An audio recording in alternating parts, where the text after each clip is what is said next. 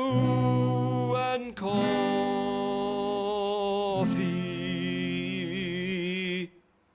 It's for all these reasons that I don't think Valerie really likes kung fu movies.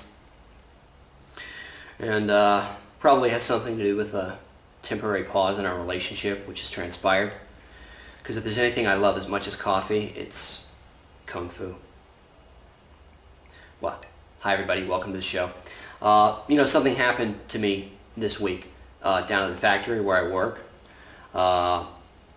There's a guy down there, a guy I really admire. He's slightly older than me. He's in his early 40s. His name's Roger Tallahassee. We work in the same area of the factory, which is mixing. And I gotta tell you, in terms of mixing, he's a real pro. I really look up to him, in that way. So I says to him, hey, your wife's out of town, right? You told me that. And he says, yeah. And I say, hey, why don't we load up the cooler with Diet Pepsi and let's go to the drive-in movie. And he says, what's playing? And I get real excited. I say, Enter the Dragon. Oh, classic, Enter the Dragon. But he surprises me. He says, oh, that's Bruce Lee. Oh, I hate Bruce Lee and I hate Kung Fu. And that someone I admire could be so different than me. It always comes as a bit of a shock, really. But that's okay. Everybody's entitled to their opinion, and everybody should express their differences. And, I say to Roger, okay, what do you want to do? It's always a good thing to say. What do you want to do? And he says, I love Schwarzenegger. And I says, well, I don't think there's any Schwarzenegger movies at the drive-in. I don't think he makes movies anymore. Well, neither does Bruce Lee, but you know what I mean. And he says, well, let's go to the Video Village and rent something. I've had my problems there in the past, but I'm gonna disregard that and let's do it. Okay, let's go to the Video Village. And we go there. There's not too many people in there. There's one reggae musician, pretty normal. And, there's Myron Kravitz, And what I'm expecting is, knowing Myron, that he's not going to give Roger Tallahassee what he wants. Right? Roger wants the Terminator. So I think Myron's probably going to give him Enter the Dragon, what I want, that's how Myron is, But Myron will always surprise you. Seeing me with Roger, Myron pulls out a copy of the Terminator. And not VHS, not Laserdisc, DVD. Right? Now, I've been in that place 100 times, never seen the Terminator. Myron Kravitz was hiding the Terminator for this day just to spite me. And that's how he is, right? And, he's got a skin condition. I don't judge him for that, And there are rumors. I'm not saying they're true, but there are rumors he used to be a mob enforcer. A made man. I'm not saying it's true, But with that attitude, you could sort of see it, a little bit. But even, Myron, I try to maintain a positive disposition, With all men are brothers, and I cannot live in negativity to them. Some of the women are brothers too, but we won't go there. Well, anyway, today's movie is called The 7 Steps of Kung Fu, an independent film from the late 70s. Enough yakking, let's see the bits. So our hero is a young man named Tiger, and he's learning Kung Fu. Plus there's this lady. She's pretty cute. Oh, then there's Tiger's master. Doesn't he look like Leafhead Cleef? Am I crazy?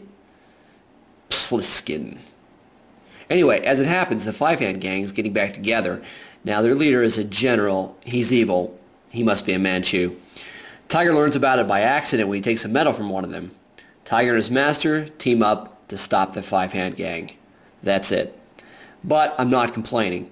One of the things that really works in Kung Fu movies would traditionally be considered a detriment, but it's not.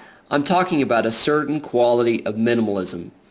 This is a good Kung Fu movie because it has above average kung fu and a lot of it. Really, that's an important part of minimalism. The story. Would you want a story that necessitated long discussions? Something about trade conflicts, maybe? If I want an exposition on man's ultimate purpose, I'll watch My Dinner with Andre. The story here really isn't much more complicated than this. The five-hand gang comes into town and tangles with this young man and his master. They have to fight each member of the gang all the way up to the leader. Now, I'm a big fan of visual shorthand in movies. I'll highlight what I'm talking about. These are the medals of the five-hand gang. Why do they carry medals? That's the wrong question.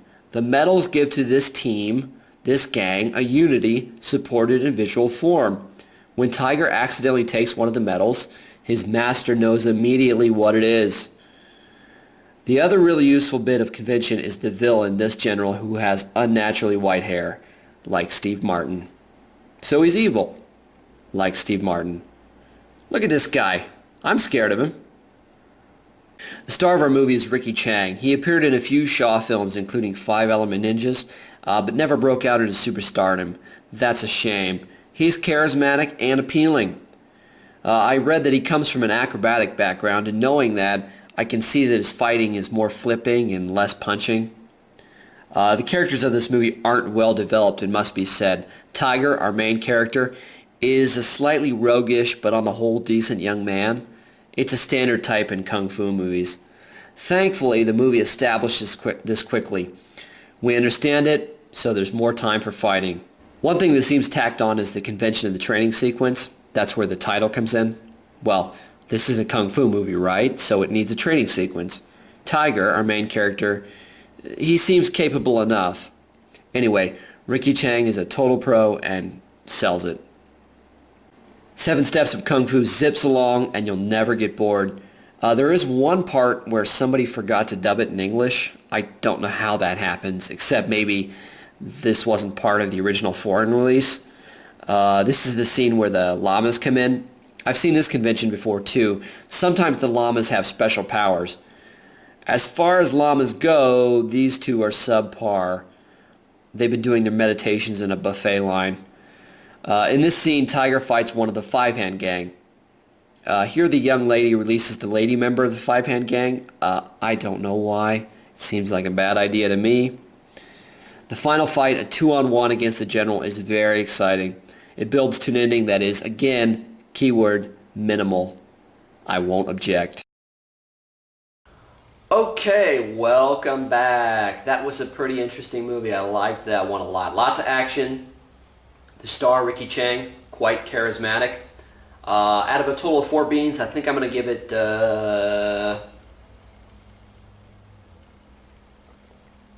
3 beans.